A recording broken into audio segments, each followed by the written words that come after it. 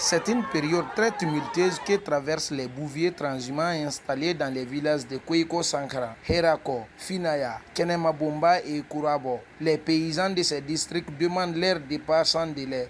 À la ligne de mur de cette manifestation pacifique se trouvent les centaines de femmes déterminées à trouver gain de cause.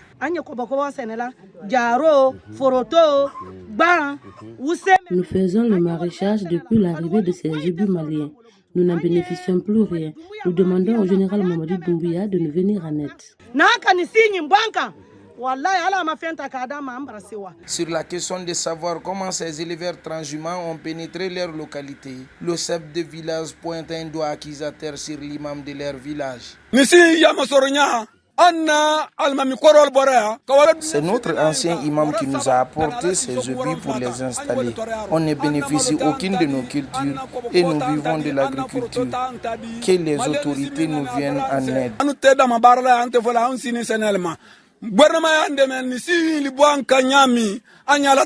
Préoccupés par cette crise qui mine ces localités agricoles, les autorités locales ont entamé depuis la soirée du mercredi une tournée dans ces zones pour tenter de calmer la situation et surtout appliquer le contenu du communiqué conjoint. Il y a eu un communiqué conjoint.